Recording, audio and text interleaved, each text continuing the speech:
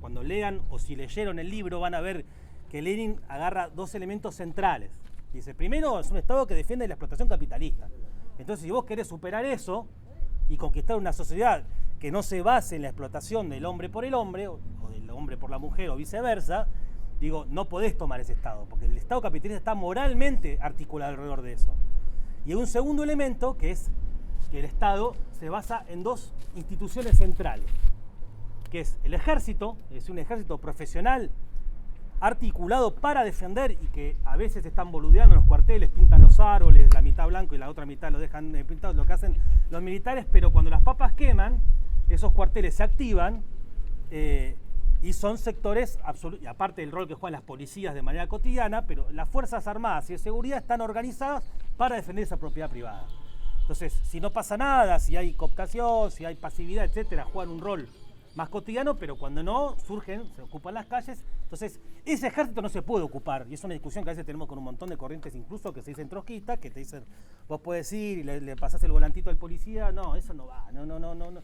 Es un Estado organizado y un ejército organizado, digo, sobre todo los ejércitos profesionales, alrededor de la defensa de la propiedad privada del Estado capitalista. Entonces, ese Estado no se puede tomar y convertir en otra cosa. Entonces, el libro de Lenin hace una discusión con la persona, probablemente el marxista más, no, probablemente no, el marxista más importante que estaba vivo en ese momento, que se llamaba Carlos Kautsky.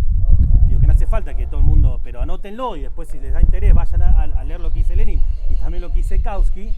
Dice que sin romper de manera burda con la teoría marxista del Estado, como hicieron otros socialistas y otros marxistas que decían, bueno, Marx estuvo bien, pero en ese momento, ahora cambió, está todo bien y vamos a ir y vamos a hacer un gobierno, y desde arriba no rompía, el tipo reconocía que el Estado era un organismo de explotación, pero consideraba que era posible ocuparlo y que juegue otro rol diferente. Eso en ese momento puntual de la historia significaba de manera taxativa, absoluta, que consideraban que era un crimen, imposible la posibilidad de que los trabajadores ocupen el poder político, construyan su propio Estado, tomando los criterios que decía el compañero, de solidaridad, de horizontalidad, buscando la superación de la explotación capitalista, lo consideraban absolutamente imposible. Entonces, Lenin empieza a discutir en este libro contra Carlos Kautsky, que era el principal marxista de la época, que empieza a hacer una teoría antimarxista a partir de defender la letra, o supuestamente la letra, del pensamiento de Marx y de Engels. Esa es la clave, digo, no es la única discusión que hay, pero es la clave de las discusiones que hay en el Estado y la Revolución. Entonces, y él dice, el Estado tiene un hardware para una cosa dura que no se puede cuestionar, que es el ejército, de una burocracia política que juega un rol absolutamente legitimador de manera cotidiana, votando leyes, etcétera, etcétera, que ahora le voy a leer una pequeña cita, y por lo tanto eso no se puede ocupar y convertir en otra cosa, eso hay que destruirlo, hay que construir otra cosa totalmente distinta, y después, ahora voy ahí. Entonces, yo quiero leer una cosita que dice Lenin, la página 17, para los que lo tengan a mano, que soy el único, me parece, que... No, él dice una cosa que me pareció, dice, analizando distintas democracias, dice, en una república democrática, cita a Engels, o sea que el que dice esto es Engels, dice, la riqueza ejerce su poder indirectamente, pero en cambio de manera más segura. Dice, o sea, de manera, ¿qué quiere decir indirectamente, pero de manera más segura? Que no obliga a nadie, ¿no? Claro, que no aparece yo sé que Gaby laburó en Cribel, por eso le pregunté, me había olvidado. Digo, no aparece el dueño de Cribel diciendo, vení, andá a la fábrica. Entonces, no, es más sutil. Uno vota, hay figuras formales que están en medio, hay diputados que votan un montón de cosas lindas, pero la dominación es la misma, es la riqueza, dice Engels. Entonces dice, la riqueza ejerce su poder de manera indirecta, pero de manera más segura.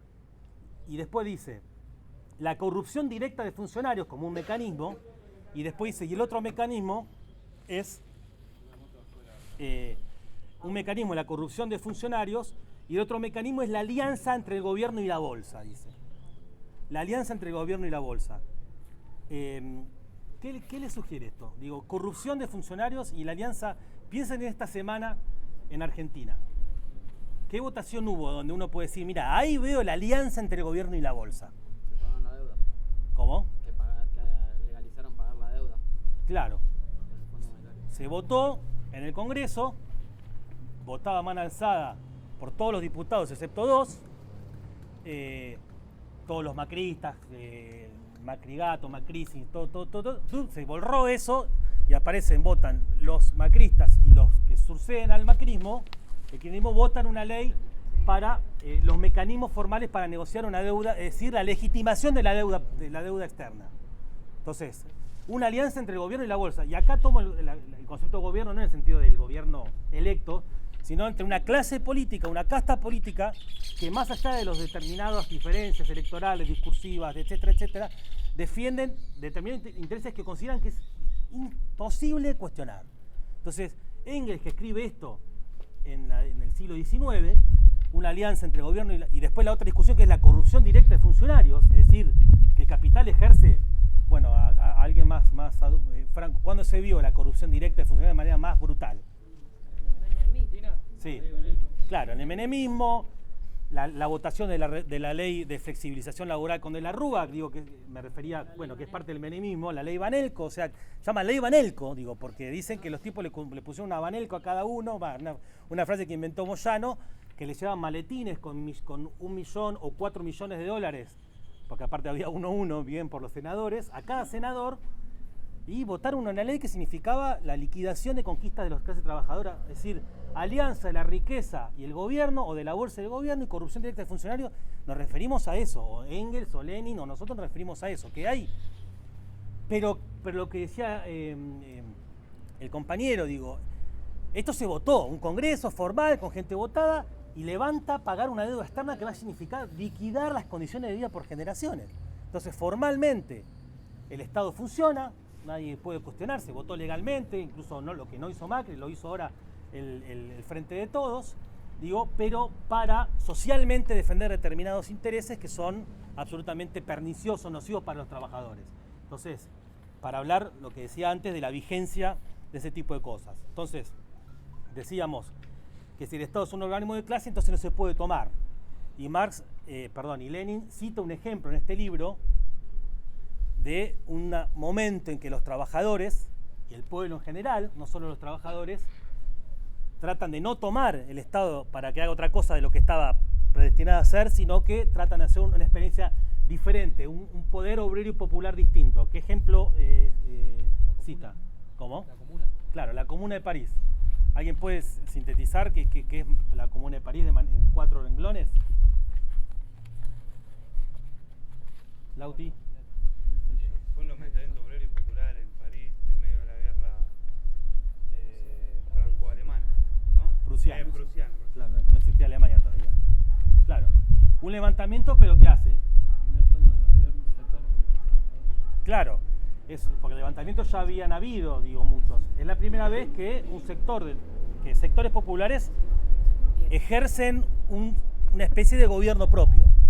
Digo, hay una invasión de Prusia, del ejército prusiano a Francia, el gobierno de Thiers era un gobierno totalmente entreguista, dice, hagan lo que quieran, entonces se retira, el pueblo trabajador de París se niega a retirarse y para defenderse de la invasión hace un propio gobierno que empieza a tomar una serie de medidas que Lenin le presta absoluta y muy detallada atención, una serie de medidas que hablan de un gobierno absolutamente inédito hasta ese momento histórico.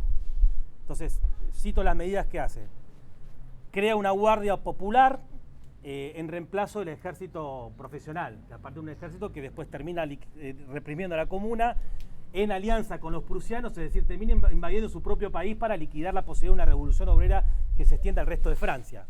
Entonces, crea un gobierno donde se fusiona el poder ejecutivo y el poder legislativo, que es algo que nosotros levantamos todavía. Que si no había un presidente que te cagaba, si no te cagaba, los diputados votaban una porquería, sino que había una cámara única, por llamarlo de alguna manera, con una representación mucho más democrática que los parlamentos comunes, y que liquidaba la función ejecutiva y la fusionaba. Había elección directa de los jueces, en ese momento elección directa de lo que serían los comisarios, pero de esta fuerza no los comisarios de las comisarías de acá, sino de esta fuerza popular, por llamarlo de alguna manera, establece una cosa que nosotros planteamos ahora y nos dicen eso es imposible, no sé qué, que es que todos los funcionarios políticos ganen como no decían como una docente, claro, como un obrero con calificación, es decir, como eran obreros no concebían que los que tuvieran roles políticos pudieran cobrar de otra manera, entonces establece un criterio y que Lenin le da mucha importancia a eso, después quizás lo podamos retomar, pero dice que son medidas que tienden a idear cómo debería funcionar, digo, es una experiencia que es breve, digo, es reprimida de manera brutal, se calcula, algunos dicen 10.000, hay algunos que le dan la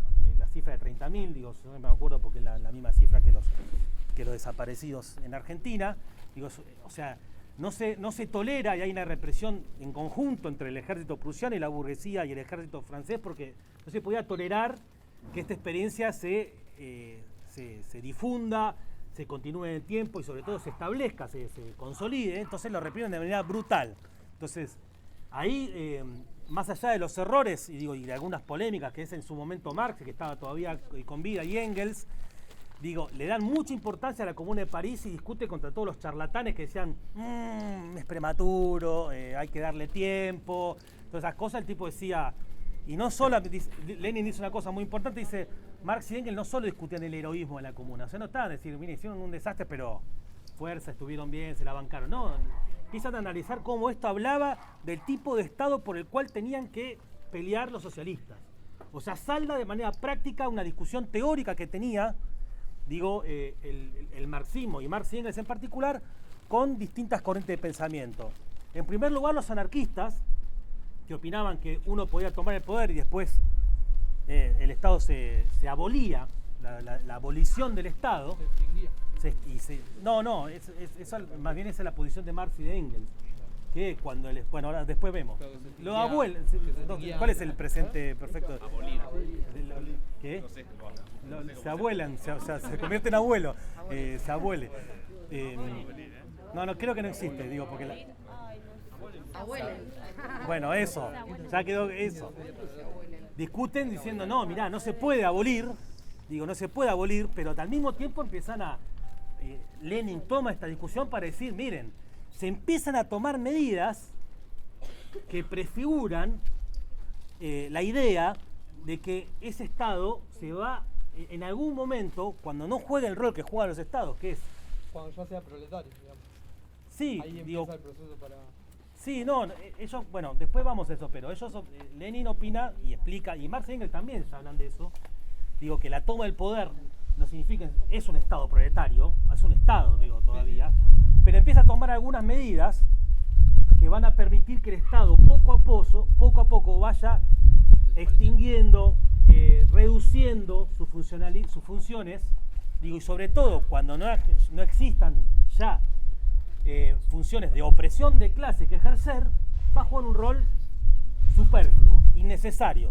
Digo, y ahí dice, cita Lenin, dice, va a jugar un rol donde va a cumplir solamente las tareas administrativas. O sea, va a ser una maquinaria que como no va a haber que garantizar ninguna explotación, no va a haber que garantizar ninguna opresión a otros sectores sociales, eso va a cumplir un rol que no va a tener ninguna función. Va a ser una cosa administrativa para distribuir, voy a buscar la comida ahí, voy a buscar la ropa allá, pero no va a jugar ningún rol como institución basada en una burocracia política, en un ejército opresor, etcétera, etcétera. Entonces ahí Lenin retoma esa discusión y discute, por un lado, contra los anarquistas, digo que es una discusión que quizá ahora no es tan actual, pero la notaría en la agenda, sectores que dicen, mirá, sectores que son parte de los procesos revolucionarios, pero que en algún momento dice, pero ¿por qué un Estado? No hace falta un Estado. Digo, entonces, ¿para qué vamos a construir otra cosa que es opresiva? ¿Cómo? Me perdí con lo de la discusión con los anarquistas. Volvemos. Bueno, que los anarquistas Sí. eran sectores revolucionarios, Sí. participaron en la comuna, pero entonces decía, mirá, una vez que tomás el poder no hace falta ningún tipo de Estado.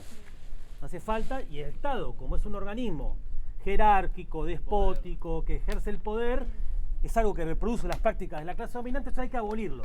Ahora vamos a ir a eso, no te preocupes, vamos a ver porque eso no va. Digo, por lo menos para los marxistas, no va. En este momento, más bien todo el mundo opina que el Estado sirve, más bien las discusiones con los cauquistas, que, perdón. Para, una cosa más. Digo, la discusión, ahora vas, Maru, Digo, la discusión es contra los que más bien, todo el mundo opina que el Estado hace falta, entonces no hay anarquistas. Pero, por ejemplo, en Chile hay sectores que opinan, como ahí el Partido Comunista es un partido enormemente traidor, surgió un sector que se llama Frente Amplio, que es un sector que eran también todos desde abajo, de la mano, tomamos mate juntos y se están transando con Piñera a morir. Digo, hay sectores que frente a eso, por impotencia política, empiezan a decir, abajo la política, no nos metemos en eso te corrompe. Entonces niega la pelea, por ejemplo, por la conciencia política de las grandes mayorías. Entonces es una discusión en el anarquismo que, si bien no tiene el peso que tenía ahí, que tenía, bueno, era parte de la internacional, de la primera internacional, tenía referentes como Bakunin, como Proudhon, como Kropotkin y otros. Digo, una discusión que era absolutamente vigente. Digo, no es, bueno, y en Rusia también tenía un peso bastante importante. Digo, que fue una de las discusiones que tuvo que hacer el Estado obrero bajo el mandato de los bolcheviques. Digo, pero la discusión central es más bien contra los que opinaban que el Estado jamás iba a desaparecer. Que eso es Kautsky. Entonces, y que el Estado, ¿por qué no iba a desaparecer? Porque es un Estado que, si vos no sos tan malo, lo puedes convertir en un organismo que concilie los intereses de sectores que algunos plantean que son incompatibles, son clases antagónicas y irreconciliables. Vamos a venir acá a la zona sur. Digo, ¿qué sector en Argentina es más fácil que Despacito? Digo, ¿quién es la gran corriente de pensamiento que, como dicen los gorilas, que hace 70 años, como dice Alfredo Casero, digo, ¿cuál es la gran? El peronismo. Digo, el peronismo es una corriente que hace 70 años, como dice Casero, que ni cuentan las décadas, que de hace mucho tiempo instauró una idea, que es una idea que cada tanto en algunos periodos breves relativamente funciona. Por ejemplo, el kirchnerismo funcionó, había un gran crecimiento económico, sectores que se llenaron de guita, y otros sectores que le tiraban la migaja de la fiesta. Entonces esos, pero como veníamos de un momento previo de expoliación tremendo, que fue el menemismo, entonces decían, ves que se puede redistribuir el ingreso. Entonces vos decías, pero yo quiero la redistribución de la sociedad rural, yo quiero la redistribución que tiene los bancos, no quiero la redistribución de la asignación universal público, que es miserable en relación a lo que tiene que enfrentar. Entonces, pero genera cada tanto un momento de bonanza, y la segunda posguerra, donde surge Perón como tal, no el peronismo, sino Perón, fue un gran momento de bonanza. Surge la idea de que se pueden conciliar las clases. Digo, es una conciliación, insisto, que siempre es desigual, porque siempre algunos concilian mejor y otros concilian mucho menos. Entonces, pero es una gran idea. Por favor, no repitan esto, quiero decir kautsquista, en el sentido de esta concepción de que el Estado, vos lo podés llegar. Obviamente Kautsky era marxista, era reformista, pero era marxista, su forma de vida, etcétera, pero defiende el mismo tipo de concepción de que el Estado se puede ocupar y convertir en una cosa diferente de lo que es. Entonces, digo, y después hay corrientes actualmente que nosotros queríamos traer, digo, a colación, que es otras corrientes que empiezan a hablar más a la izquierda, por ejemplo, que el kirchnerismo, digo, y que terminan con un rol nocivo. Digo, ¿cuál fue el gran fenómeno? Alguno que lo sepa, que en los últimos años, no estoy hablando de Argentina, surgió desde abajo, en un país llamado España, guiño guiño. Digo, ahí está. Digo, Podemos. No, pero ahora voy a eso, sí. Podemos. Digo, yo voy a decir cosas que quizá alguno no conozca, después lo tienen que anotar y discutirlo con alguien. Digo, pero Podemos es un sector que surgió de un levantamiento desde abajo que llamó concentración. Digo, el 15M, que fue un gran proceso de cuestionamiento a la casta política española. Llenaban plazas, los reprimían, fue un proceso enorme. Surge un partido político que se llama Podemos, con gente cool, gente joven, gente politólogo, gente que le da de amamantar a sus hijas en la Cámara de Diputados, y hacían de eso una discusión sobre el feminismo. O sea, gente que expresó un movimiento muy importante, que se fue acomodando. Primero dijo, vamos a llegar al gobierno por vía pacífica, nosotros. Después discutió, no nos da para tanto. Empezaron a declinar declinar electoralmente, y dijeron, la manera de llegar al poder es hacer un acuerdo con el Partido Socialista Obrero Español. El PSOE, que es un partido totalmente imperialista, defensor de las más grandes empresas imperialistas españolas, como la Telefónica, como los bancos de Santander y otros tantos, y entró como vicepresidente, el referente de Podemos, que es Pablo Iglesias, a defender los mismos intereses sociales que el Partido Socialista, que insisto es un partido absolutamente imperialista, no ya capitalista. Entonces, acá, digo, recién lo dijeron en chiste, pero Ciudad Futura tiene una relación diplomática con ellos, y el día que asumimos como vicepresidente, Juan Monteverde posteó una foto, acá estoy con mi amigo vicepresidente, bueno, es más amigo de las patronales europeas que de Juan Monteverde. Entonces, eso es lo que ya el marxismo en ese momento discutía como ministerialismo.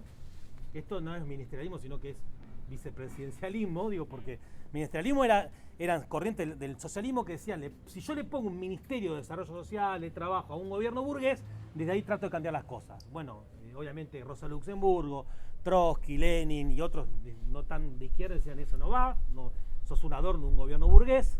Hay una frase de Rosa que es muy buena, que lo citan los compañeros españoles, no es que un ministro socialista hace un poco más burgués a un gobierno, hace menos burgués a un gobierno imperialista, sino que ese ministro supuestamente socialista se hace más socialista, más imperialista y más burgués, dice. Entonces, digo, y un montón de corrientes que defienden, bueno, en Chile lo mismo, el Frente Amplio, por ejemplo, vienen a acordar con la derecha chilena la reforma constitucional totalmente limitada que van a hacer en Chile, cuando son sectores, insisto, que surgieron a partir de la lucha de clases, de gente joven, con barba, que si lo ves decís, este tipo de estrosco, no, son sectores que surgen de ahí y se van acomodando y utilizan el prestigio ganado por surgir de procesos de la lucha de clases para relegitimar un Estado capitalista cuestionado y vapuleado. O sea, que juegan un rol mucho más nefasto. Digo, esto es lo primero que, la primera...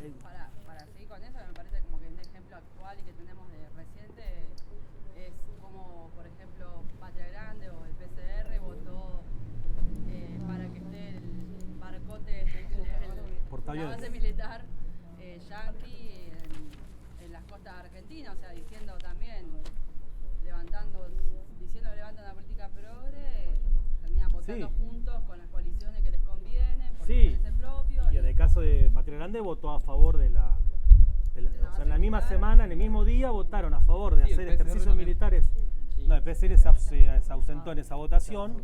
Digo, pero entra al Congreso no para decir voy a hacer una voz de los que no están ahí, digo, sino que terminan votando como cobertura de izquierda, que es muy importante para este gobierno, tener cobertura por izquierda, terminan avalando ese tipo de votaciones. Entonces, vamos a la parte 2, ¿cómo se supera esto? Entonces ya dijimos que no se puede ocupar un Estado que no es tuyo, que es ajeno, ya discutimos que no se puede abolir.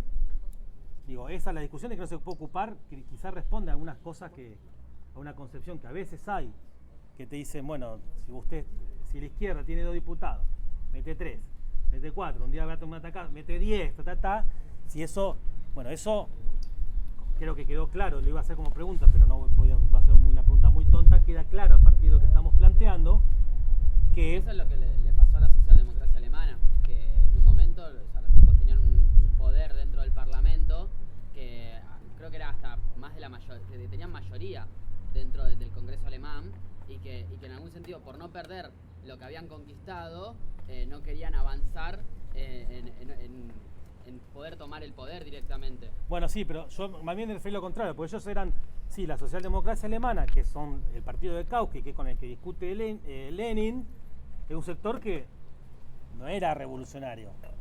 Era un sector justamente que defendía teóricamente. Yo estoy planteando gente que defiende una idea revolucionaria, como nosotros, que estamos leyendo a Lenin un sábado a las 7 de la tarde en la zona sur de Rosario.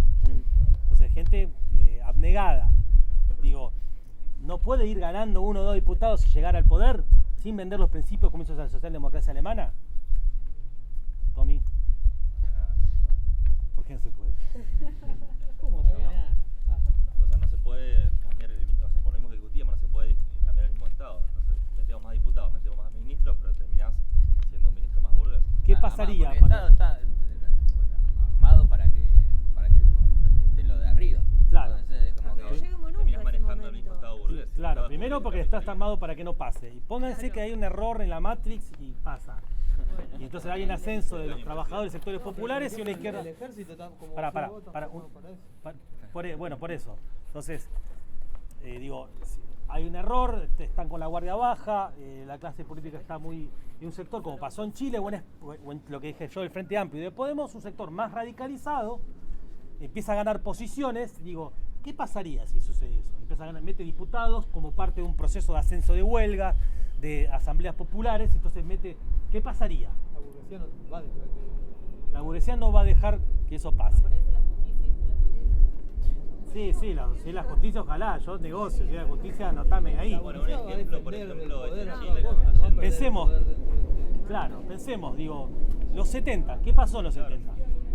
Los 70 no era un sector que defendiera, la mayoría de los sectores más radicalizados eran peronistas de izquierda, es decir, eran muchos los desaparecidos y todo eran peronistas de izquierda, o sea, no defendían la idea de una revolución obrera. Eran sectores que se movilizaron de manera para que venga Perón. Entonces, no pensaban como nosotros, la mayoría. Compañeros y compañeras muy valiosos, pero que teníamos, los trotskistas en ese momento tenían que discutir muchísimo. ¿Y qué pasó? La clase dominante, antes que permitir un experimento de que sectores radicalizados, insisto, no de manera clasista, porque el peronismo no es clasista, es la negación del clasismo, digo, antes que permitir que ese experimento trascienda, impulsó la AAA, que se concentró en la izquierda trotskista y en delegados sindicales, que se calcula entre 1.500 y 3.000 muertos, o sea que no fue una boludez la AAA, y después hizo la dictadura más sangrienta, superando todo lo que había pasado hasta ahora, porque no permitía que ese experimento trascienda, supere y sobre todo, no cuando la guerrilla era fuerte, que es un mito que hay de la lectura de los 70 en Argentina, sino cuando hay una irrupción de la clase trabajadora con organizaciones radicalizadas que le imponen un paro general a los sindicatos peronistas, ahí es cuando dicen basta de boludear, acá se pone orden y ahí se impulsa la dictadura como la conocimos.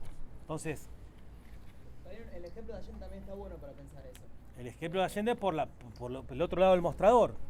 Digo, el ejemplo de Allende, de una persona que no era radical, una persona honesta, en un sentido trágico o heroico, porque el tipo prefirió morir antes que venderse, etcétera, pero antes que decir a los obreros que estaban armados, organizados en organismos propios que se llamaban los coroneles industriales, que tomaban elementos de control de la producción, de control territorial, etcétera, los obreros decían, estamos listos para la batalla decisiva, y Allende antes que eso se quedó en la Casa de la Moneda y prefirió la muerte antes que eso, la muerte personal antes que la muerte, o por lo menos la posibilidad de que se trasciende, se opere el capitalismo chileno y la reacción organizada por el jefe del ejército que él había colocado, que era Augusto Pinochet. Entonces, eso por la negativa, bueno, digo, ahí no, eso fue distinto porque era el presidente que se apoyaba en esos sectores, acá era diferente, pero entonces, Lenin hace una discusión en el libro, porque no estamos hablando de Lenin, que es sobre la violencia. Digo, Santi, ¿vos qué opinás sobre la violencia? ¿Nosotros estamos a favor de la violencia? ¿O en qué sentido sí, en qué sentido no? Yo creo que en un sentido la violencia como una forma de defensa. Porque justamente cuando la clase trabajadora se empieza a organizar y bueno, pero si es a favor de la defensa, entonces es simplemente para tratar de que no te aniquilen, ¿pero qué? Pero entonces vos estás en contra de...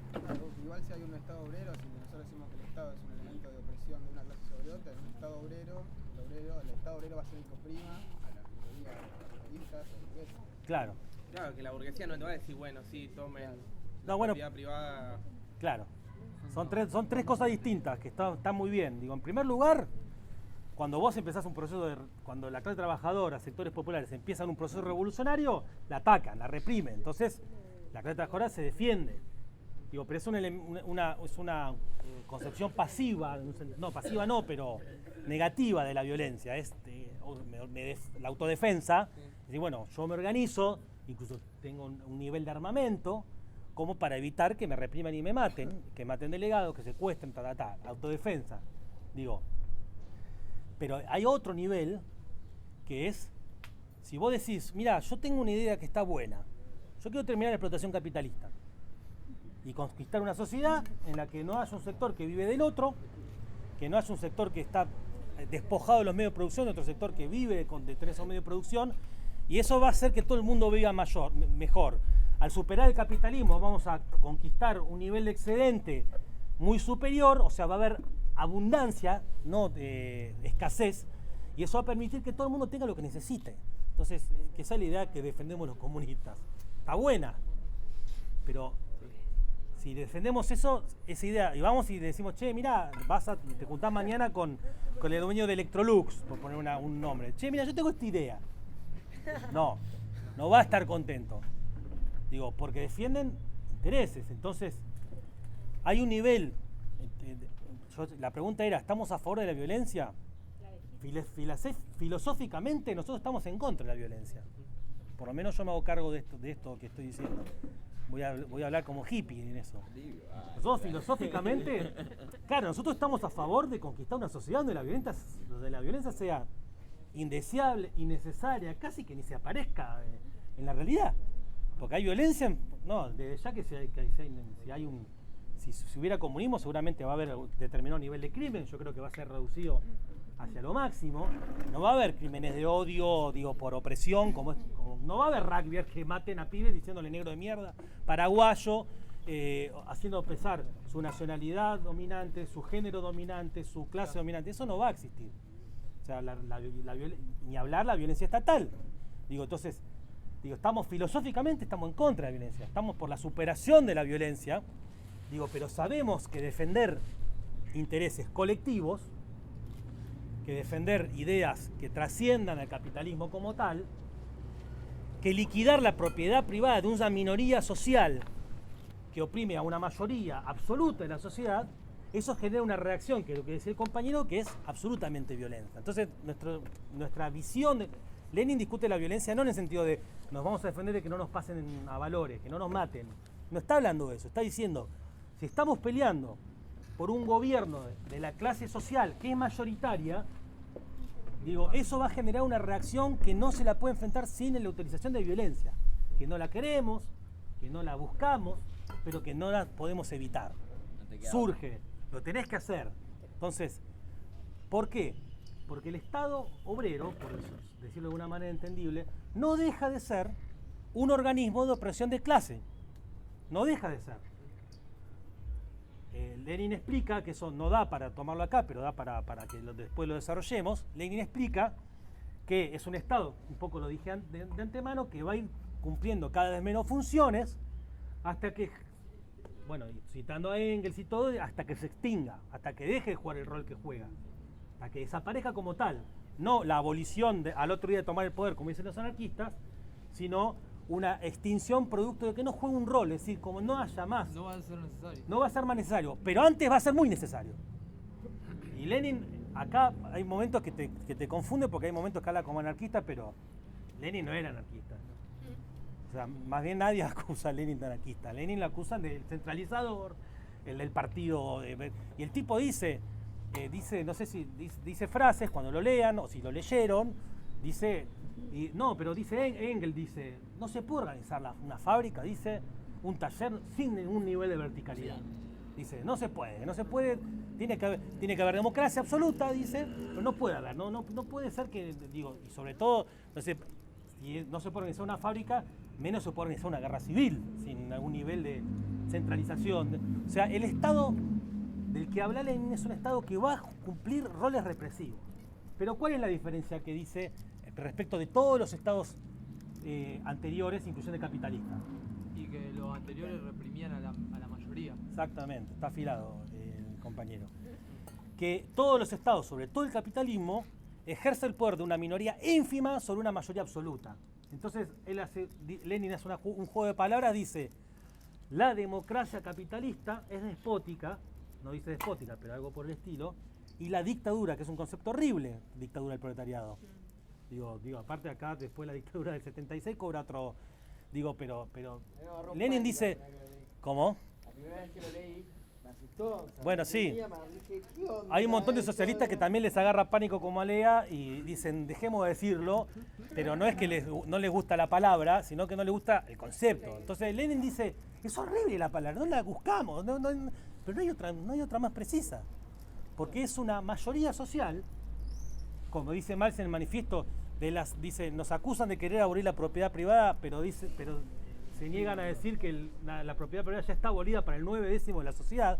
Bueno, el Estado que dice Lenin es ese nuevo 9/10 de la sociedad convertido en poder político para reprimir, o sea, no hay que tenerle miedo a eso, y eso es una visión, compañero, que yo opino que si hay cualquier asamblea estudiantil, uno defiende estas ideas, te van a sacar diciendo salga acá, verticalista, digo, no, y lo discutiremos de manera más sutil que esta, pero acá estamos haciendo una idea de conceptos.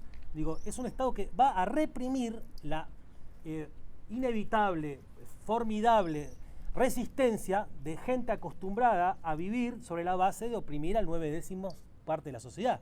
Entonces Lenin trata de no ser demagogo en eso. Y hay algunos párrafos que uno dice, Lenin es anarquista, es un libertario. A mí hay una cosa ahí con la Sí. concepción de las mayorías y las minorías de esa época que me parece que sería interesante darle una vuelta. Yo le voy a dar una vuelta. ¿Puedo dar? Sí, por supuesto, sí, sí.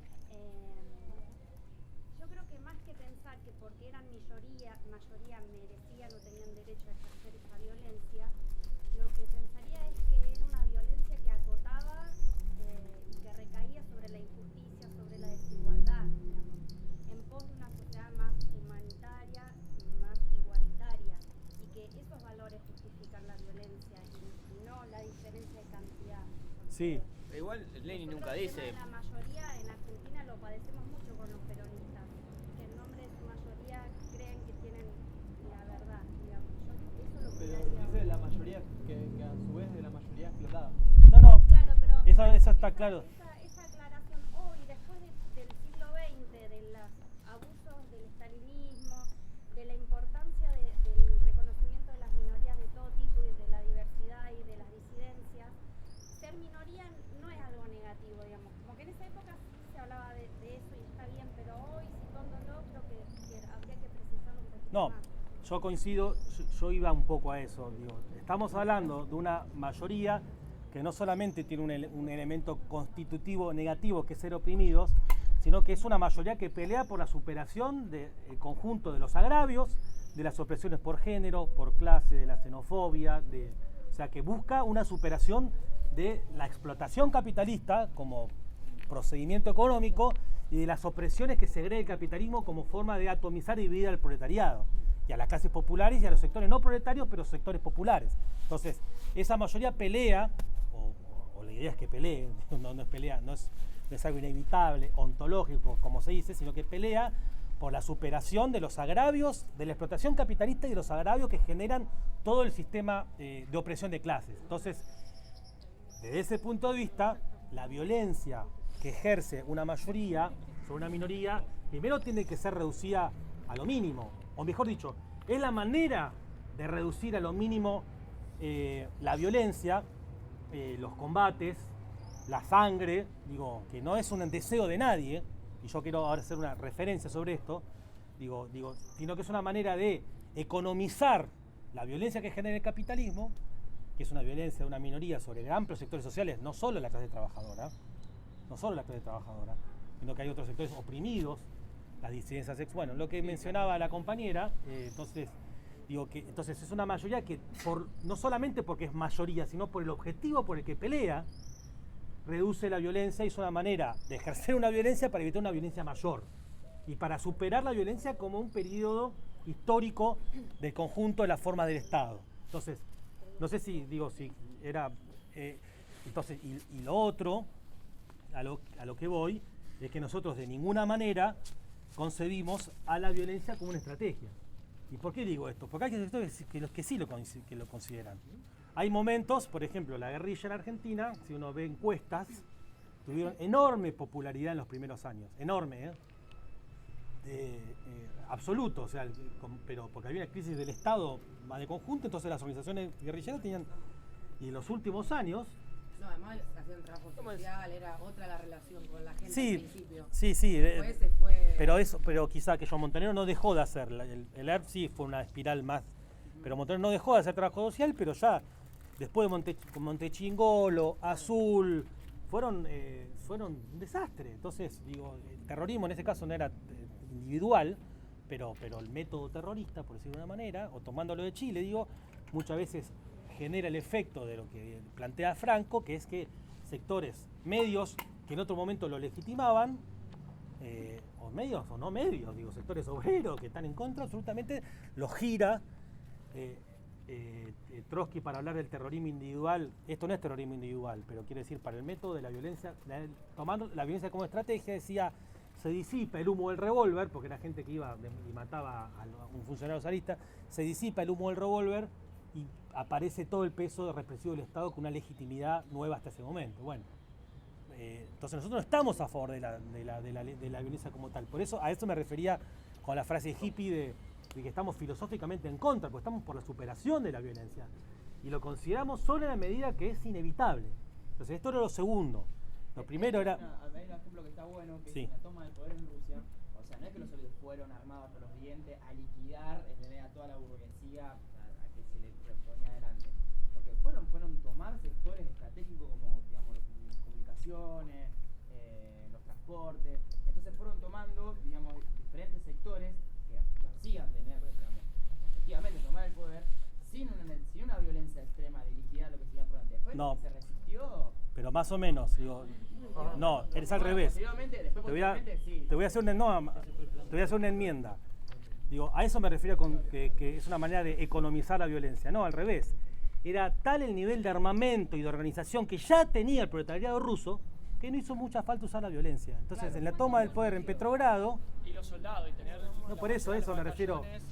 Por eso, a eso, digo, los sectores pobres estaban... Pero no era que no hizo falta, sí hizo falta.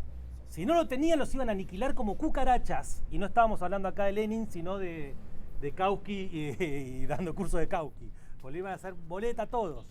Digo, pero era tal el nivel de organización, de consenso, que ahora voy a ir a eso, de hegemonía sobre sectores populares, o sea, de poder en el sentido militar, social, de otros sectores no obreros. Era tal el poder que tenían que hubo prácticamente, en el caso de Petrogrado, no hubo prácticamente que hacer uso de la violencia. No hubo muertos.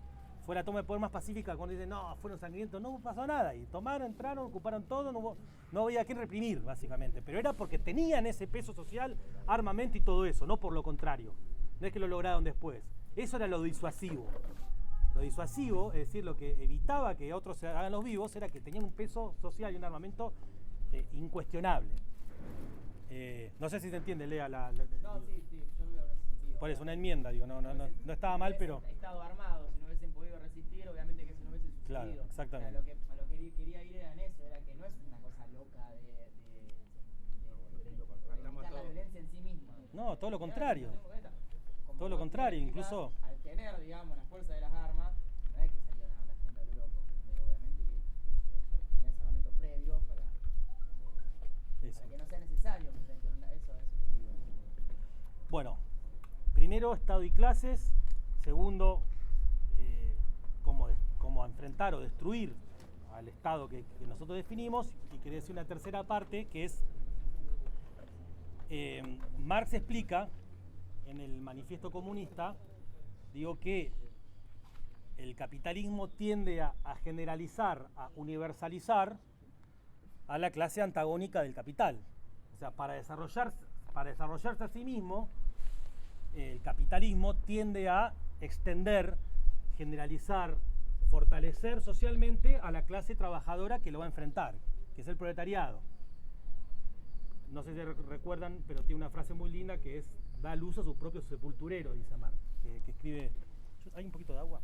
¿O de algo? Entonces da luz a su propio sepulturero. Entonces hace que la clase trabajadora, al extenderse, que no se... Muchas gracias. Gracias a todos. Gracias. Eso tiene hielo. Esta que tiene hielo. Quítate tú. Que tiende a generalizarse en búsqueda, o sea, a través de la prosecución de la ganancia capitalista, el propio sistema va fortaleciendo, extendiendo a distintos lugares, etcétera, a la clase que le va a dar esperemos, y estamos militando, estamos trabajando para ello, que le va a dar entierro al capitalismo, que es la clase trabajadora. Marx ahí es un poco, ¿cómo decirlo?, unilateral, porque él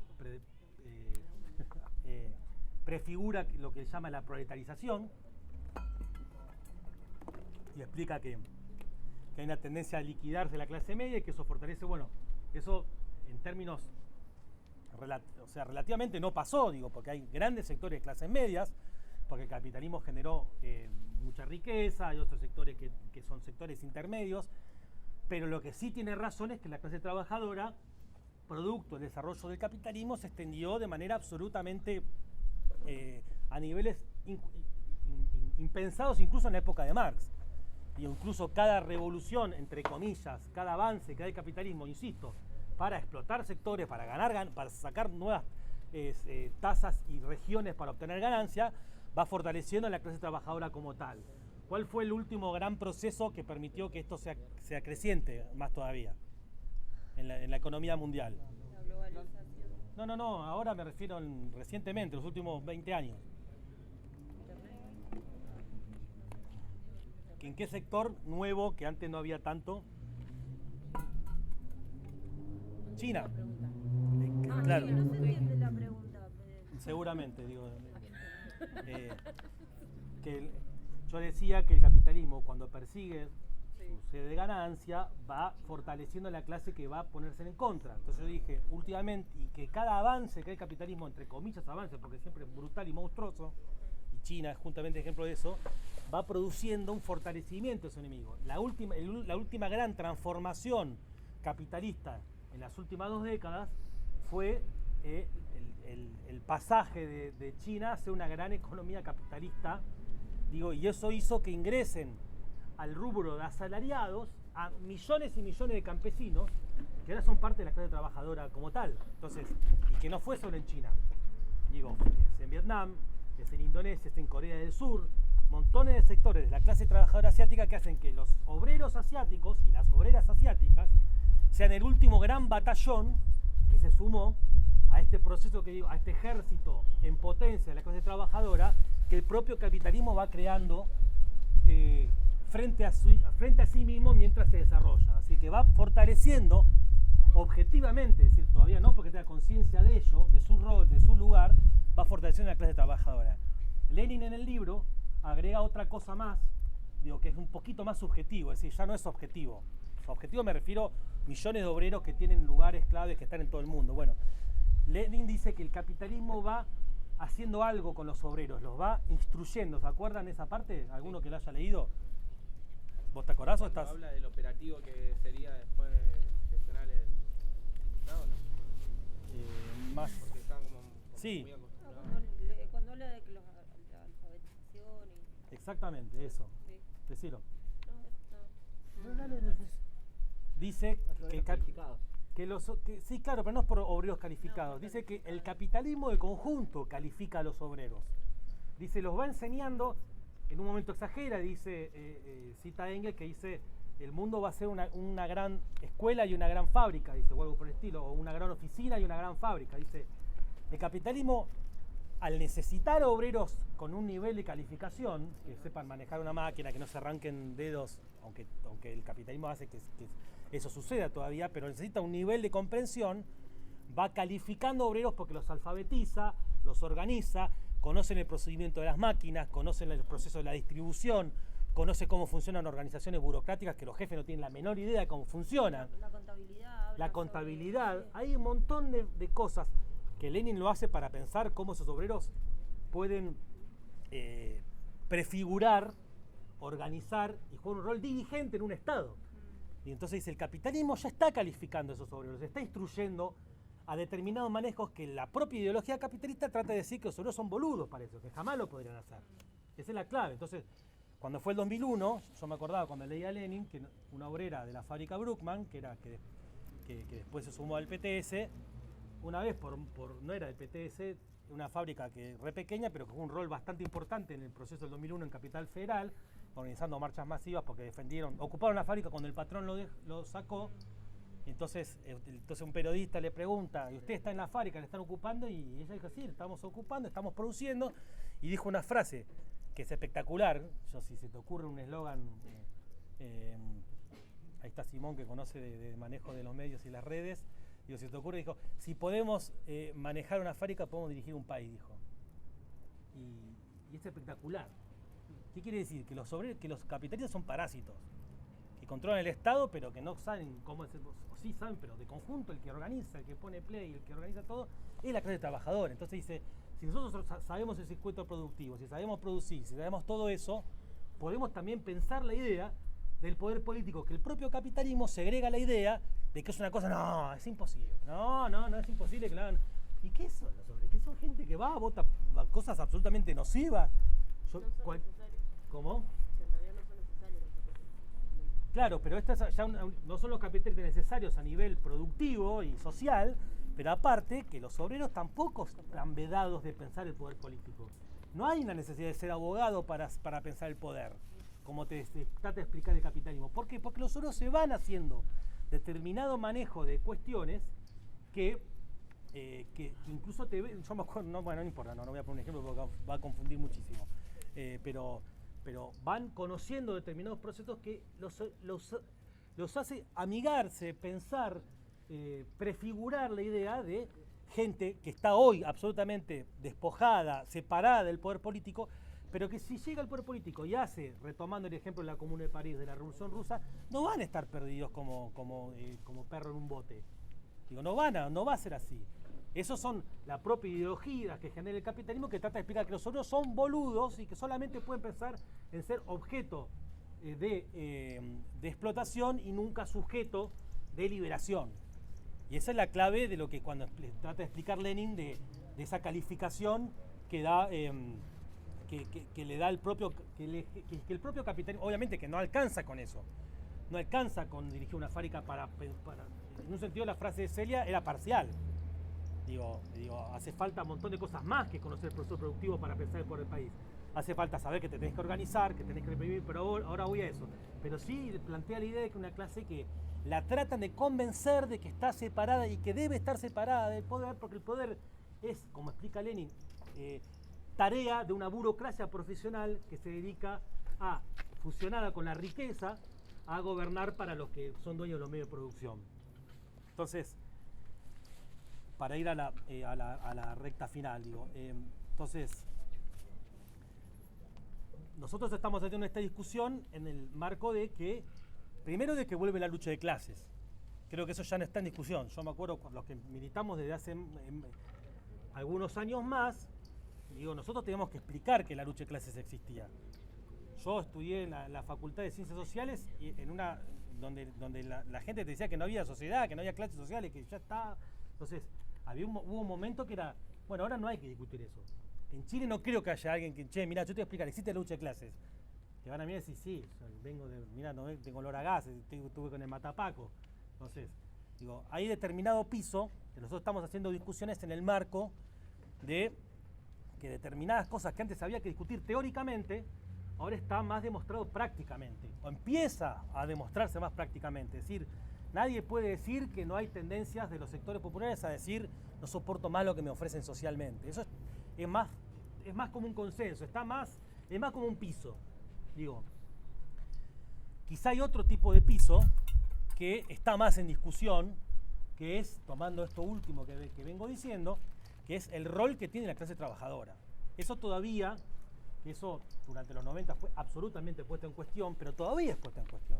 La izquierda lo puso en cuestión, de que la clase trabajadora, por el rol que tiene en el circuito productivo, por ser una mayoría social, ahora voy a explicar que esto es necesario, pero no suficiente. Por el rol que tiene como mayoría social, tiene un rol que jugar que puede ejercer un daño en el funcionamiento del sistema capitalista diferente y superior a cualquier otro sector social. Entonces, y que por eso una estrategia tiene que pensar las maneras, las vías, el objetivo de organizar a la clase trabajadora. Aunque no es lo que está más de moda. Porque hay un montón de otros movimientos que están mucho más de moda, un montón de movimientos de los cuales nosotros somos parte, están mucho más que es mucho más fácil de discutir. Nadie va a discutir hoy casi desde una posición progresista que el movimiento mujer no tiene un rol absolutamente central en la pelea por la superación de los agravios de la sociedad actual. Sin embargo, decir que uno pelea para que la clase trabajadora se organice está más en discusión. Nosotros, por ejemplo, discutimos en Chile. Hicimos un artículo, Matías Mayer, un compañero que discutió revuelta o revolución, para tratar de decir, lo que está dando Chile es impresionante, pero si no intervienen los batallones centrales de los portuarios, del transporte y de las mineras, incluso toda la enorme energía que está dando el puro trabajador chileno va a tender a disiparse, puede generar una desmoralización y va a facilitar la posibilidad de reprimirlos, y todos los objetivos que fueron surgiendo en un proceso que dio meses y meses de movilizaciones diarias va a ser derrotado. Eso es una discusión que nosotros planteamos, y no lo planteamos de manera teórica, sino que nuestros compañeros en Chile, en los lugares donde tenemos peso, que no son muchos, pero queremos tener peso de una manera legítima dando esta pelea, dimos para que aparezca. Entonces en Antofagasta dimos la pelea para que se desarrolle el comité de resguardo, que era una especie de organismo que unificaba a distintos sectores de trabajadores, y tratamos de decir, bueno, pero hay que ir a los mineros, porque nuestros compañeros hicieron un relevamiento y descubrieron que en la zona de Antofagasta, que tiene algunos cientos de miles de habitantes, no es una cosa de loca, tiene nada más que 100.000 mineros. 100.000 mineros. Entonces, Chile vive de las minas. El ejército chileno vive de las minas, porque tiene regalías, tiene participación accionaria. Es decir, que si intervinieran esos muchachos y muchachas de las minas, del cobre chileno, les harían un jaque absolutamente superior a montones de movilizaciones heroicas, necesarias, de las cuales fuimos parte y seremos, y que, volviendo al término, economizaría un montón de cosas. Entonces, esa discusión no es tan consenso como que tenés que ser parte del movimiento de mujeres o de otro tipo de cuestiones. Entonces, ahora con Francia vino un poco en auxilio nuestro, digo, porque al hacer una discusión alrededor de las jubilaciones, intervinieron más sectores.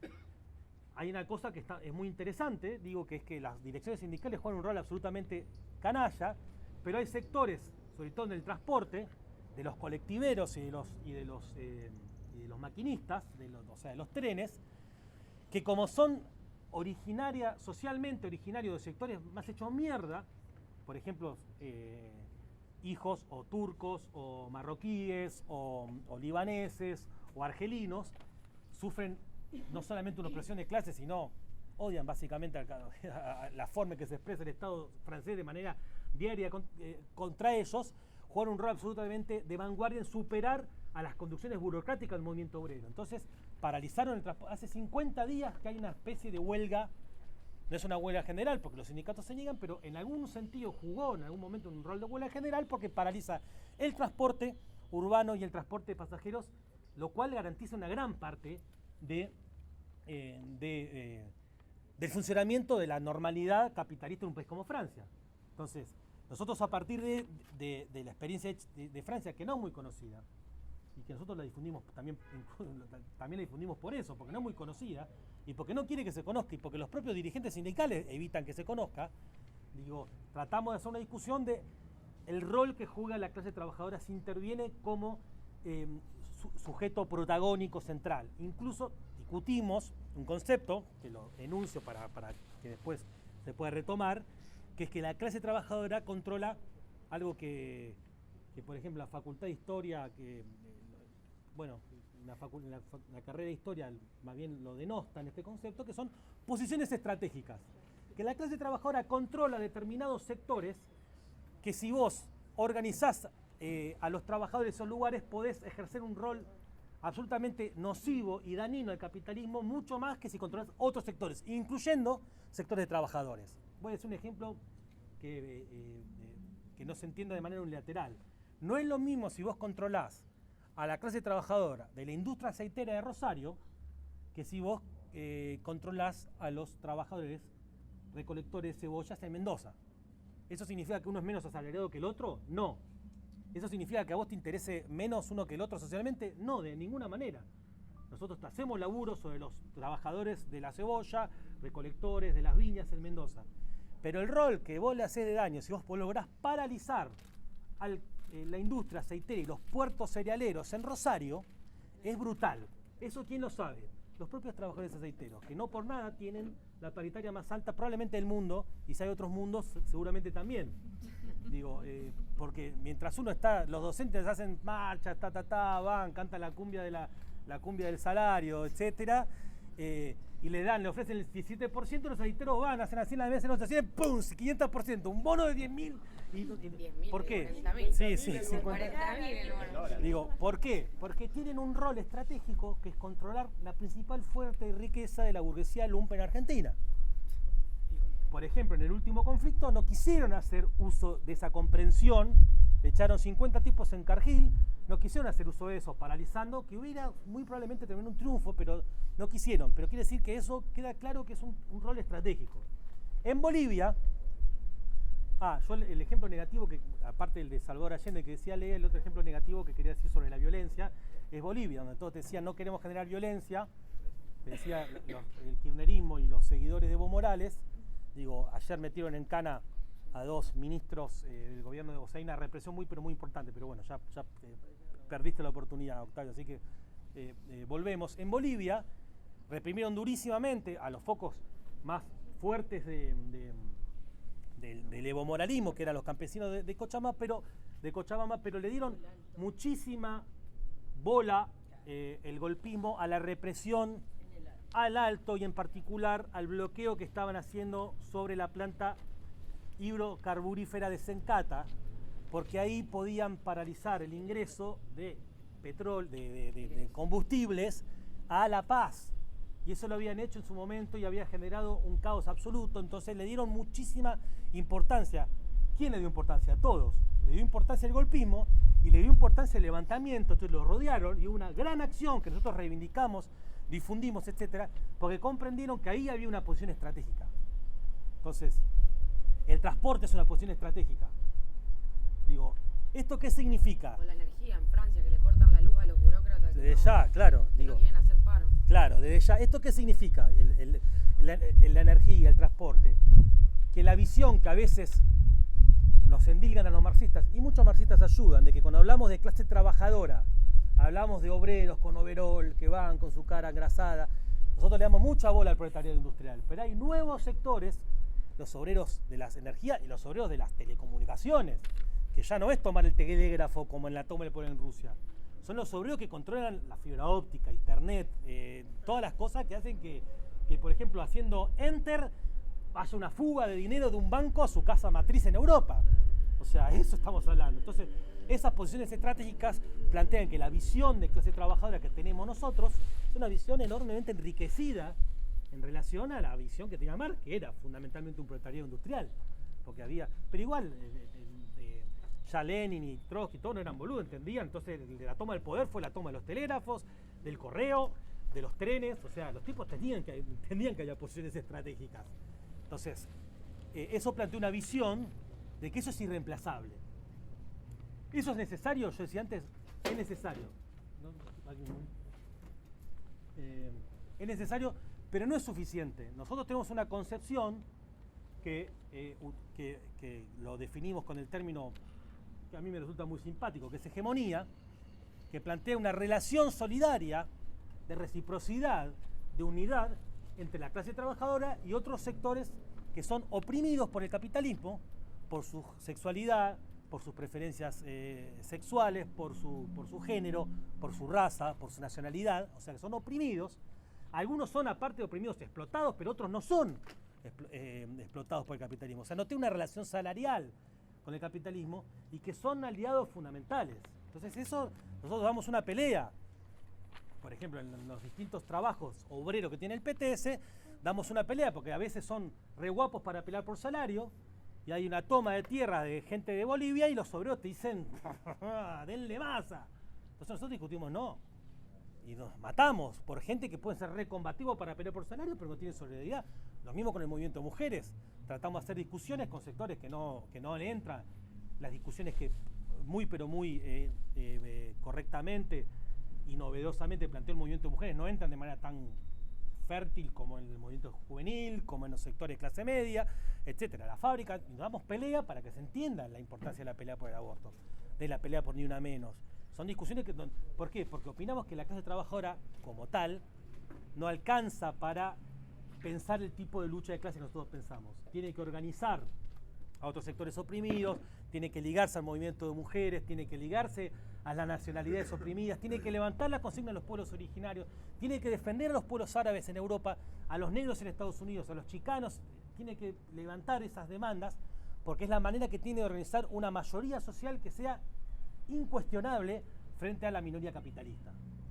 Entonces, el término hegemonía plantea, primero, una unidad, y segundo, que esta es una discusión que también hay que hacer dentro de los movimientos, plantea un orden, plantea una jerarquía. O sea, para superar el capitalismo, hace falta organizar los sectores oprimidos, pero si la clase trabajadora no está al frente, no se puede superar el capitalismo. No se puede, sin controlar esos sectores estratégicos, sin detener la producción, etcétera, no se puede pensar la superación del Estado, etcétera, pero tampoco se puede pensar la resolución de las demandas de esos sectores que nosotros pensamos como parte de esa fuerza hegemónica o contrahegemónica frente al capitalismo. Que esa es una discusión porque hay una gran concepción dentro de los movimientos, que es que vamos todos, pongamos todos los agravios al mismo nivel, y esa es una discusión antiestratégica, porque la estrategia lo que busca es la articulación de fuerzas necesaria para derrotar al que tenés enfrente. No es para jugar a tirar todos los agravios sobre la mesa. Es a pensar cuál es la vía razonable para resolverlos. Bueno, la vía razonable es si la clase trabajadora emerge como un sujeto consciente, político, organizado, anticapitalista,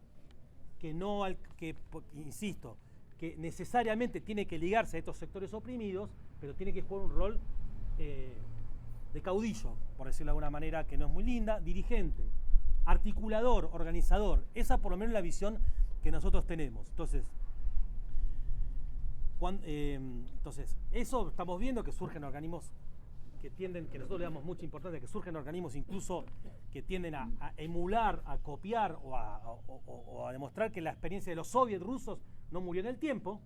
Entonces, nosotros le damos mucha bola, los comités de coordinación en Francia, los comités de resguardo en Chile, y estudiamos en toda la historia cómo es una gran permanente tendencia de la clase trabajadora a emerger y poner en pie organismos, etc. Entonces, hay una primera lección que yo quiero, por lo menos, traer a colación. En primer lugar, que la clase trabajadora tiene una creatividad histórica abrumadora y que no hay proyecto revolucionario que no parta de jugarse a desarrollar esa creatividad, en poner en pie organismos, en unirse contra sectores, en levantar la demanda de los inquilinos. Es decir, todo proyecto revolucionario no es un partido que conspira como Pinky Cerebro y trata de decir, y un día entra porque está la puerta abierta, es decir, no alcanza con meter un tipo en aceiteros, un tipo en colectiveros, un tipo en Sencata y otro tipo en Luz y Fuerza, y vos controlarlos. Significa desplegar la enorme creatividad que ya demostró la clase trabajadora, porque nuestro concepto, nuestra visión de proceso revolucionario es un proceso revolucionario de grandes mayorías que dan todo de sí, y eso es lo que estamos viendo hoy, y por eso vibramos, nos sentimos absolutamente entusiastas cuando la lucha de clases permite ver las cosas que empezamos a ver hoy, y cuando nos da la razón de que no era algo que había muerto, que había pasado la historia, que es lo que nos dijeron durante un montón de tiempo todos los antimarxistas, toda la academia, o sea, las universidades, y todo un montón de gente que querían segregar escepticismo. Y el nuestro, en un sentido, siempre es un combate contra el escepticismo. Entonces, en segundo lugar, digo que esa energía enorme que hay en la clase trabajadora, si no tiene un sector más consciente de la propia clase trabajadora, que piense las batallas que se vienen, trate de organizarlas, piense los enemigos, piense la cuestión de la autodefensa, piense la posibilidad de cuáles son los puntos débiles, etcétera. Si eso no pasa, puede haber un montón de experiencias que formen parte de la enorme cantidad de procesos revolucionarios que en primer lugar le dieron paso al poder a sectores totalmente pusilánimes, y en segundo lugar dieron paso a grandes derrotas. Digo, pusilánime, ¿qué quiere decir? Gente que se subió a la ola de revoluciones para entrar a gestionar un Estado absolutamente antisectores populares. Yo decía los ejemplos más actuales, que no fueron revoluciones, pero decía lo de Podemos. Bueno, hubo montones de revoluciones que, el ejemplo, lean, les recomiendo el libro de Pierre Bourdieu que venimos a sacar sobre la revolución alemana. Es impresionante la cantidad de cosas que hizo la clase trabajadora alemana. Yo no conocía, creo que conocía, sé que Franco lo está leyendo, digo, que conocía el 1% de todo lo que hizo, y es impresionante la cantidad de guachadas, traiciones, desastres que hicieron los socialistas alemanes. Pero uno dice, parece el meme del tipo ganoso, dice que no sabe si alegrarse por lo que yo... Bueno, nosotros estamos tratando de evitar eso, es decir, nosotros hablamos de esto hoy porque estamos tratando de organizar la fuerza política que trate de evitar derrotas. Nosotros en la vida, en los exámenes, en la facultad o en el colegio, ahí lo importante es en el deporte, lo importante es competir. Bueno, para enfrentar el capitalismo lo importante no es competir, no les quiero arruinar, lo importante es tratar de ganar. Lo importante es ganar, pero por lo menos tratar de ganar. Entonces, para pensar la posibilidad de triunfo y de que los procesos que estamos empezando a ver nos lleven a engrosar la larga fila de enormes procesos que dio la clase trabajadora y los sectores populares que terminan en derrotas, hace falta construir un partido revolucionario. Hace falta pensar una organización que piense cuáles son las posiciones estratégicas, que piense cuáles son los puntos débiles, lo que dije recién, que piense el problema del armamento, cuando surge eso como realidad concreta, que piense las vías para derrotar a la clase que tenés enfrente. Por eso, digo, creo que, insisto, Lenin cuando habla de la clase trabajadora en la Comuna de París parece un anarquista, pero cuando habla de cómo opina que hay que ganar en Rusia, es Lenin. Es una persona de partido, es una persona que piensa el poder político, no de manera conspirativa, como algunos te dicen que Lenin era un maquiavélico, que lo piensa a partir de la masa, pero piensa el poder. Piensa que tiene que haber un partido que diga hay que dar estas peleas políticas para que no pase en Rusia lo mismo que pasó en Alemania. Y da una pelea política, y nosotros tratamos de ser seguidores de Lenin en ese sentido. Tratamos por un lado, de generalizar. Bueno, eso se puede ver en Izquierda Diario. Cada cosa que hacen los trabajadores del mundo decimos, es ahí, miren eso, surgió este organismo. Cuando otros te dicen, qué sé yo, que la clave es el partido, que difunde un programa.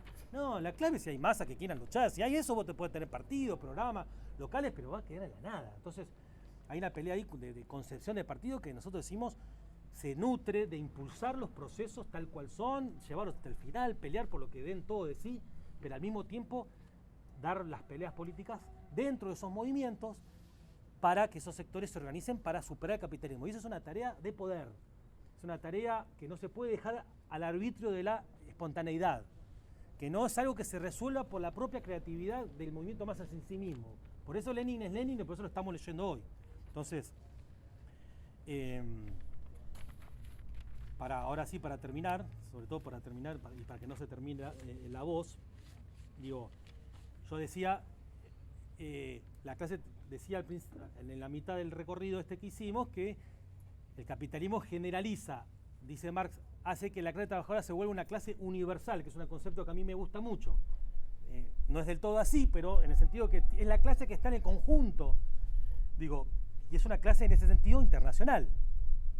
Por eso mismo se segrega tanto nacionalismo. Cada vez que hay un sector que trata de tomar conciencia, las guerras mundiales fueron la perfección criminal de eso. Cada vez que la clase trabajadora comienza a dar luchas de manera sucesiva en distintos países, las clases dominantes de cada país tratan de segregar la basura del nacionalismo para que los tipos opinen que el otro lado de la frontera hay un enemigo.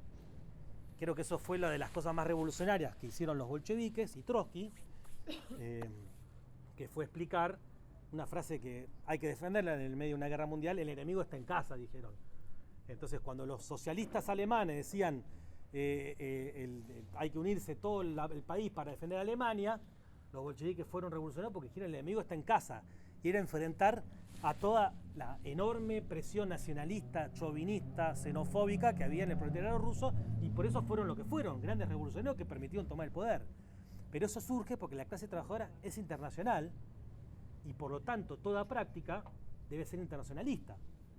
Nosotros tenemos el orgullo como partido de ser parte de una corriente internacional que tiene un nombre, quizás no es el más lindo que hay, que se llama Fracción Trotskista, que es parte, Fracción Trotskista por la Cuarta Internacional. ¿Le puede poner club ese nombre? No, tratemos de que no, digo, de que es parte de una serie de corrientes que si uno ve lo que está pasando en Francia, si uno ve lo que está pasando en Chile, si uno ve lo que está pasando en Bolivia, digo, a mí me gusta verlo no solamente a través del país.com, sino de verlo a través de gente que está interviniendo.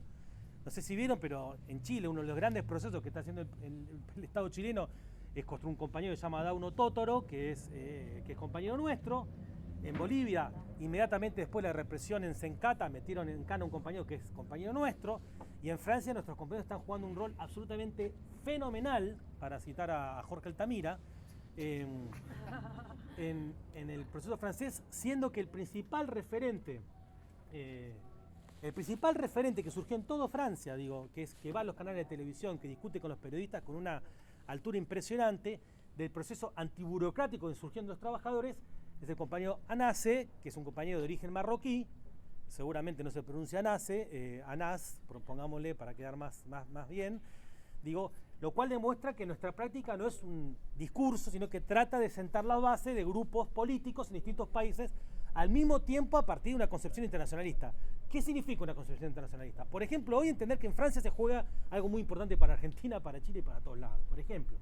Entonces, una clase internacional y una práctica internacionalista, digo, y que creo que dio un salto esa práctica a partir de la difusión de la Izquierda Diario. Es decir, de decir, mira, vamos a hacer un grupo que pelea por salario entre los metalúrgicos del San Pablo en Brasil, que pelea, es decir, que tiene una práctica más o menos de izquierda, sino que en cada uno de los países, sino que trata de sentar las bases de una corriente de trabajadores, juvenil, de mujeres, etcétera, alrededor de los distintos países, peleando por la construcción de una organización internacional revolucionaria de trabajadores, que es lo que estamos peleando, que muchas veces la práctica nuestra práctica política te hace olvidar de eso, porque uno participa en elecciones, participa en luchas sindicales, participa en un montón de cosas y se pierde la vista, y yo creo que es un momento muy importante para que volvamos a tener vista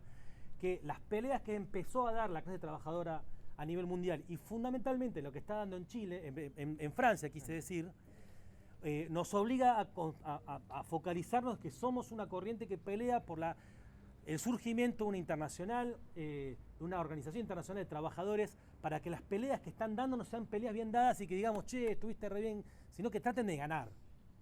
Y de ese punto de vista, digo, con todos los compañeros y las compañeras que dimos la pelea por el Frente Izquierda, dimos una pelea en el terreno electoral verdaderamente difícil, y todavía es difícil, compañeros. Nosotros tratamos de decir, che, pero vienen de votar la deuda, ¿viste? Y te dicen, pero votaste en blanco, pero votaste la deuda con el que vos decís que yo voté en blanco y lo favorecí. Bueno, yo digo que estamos todavía en un nivel un poco,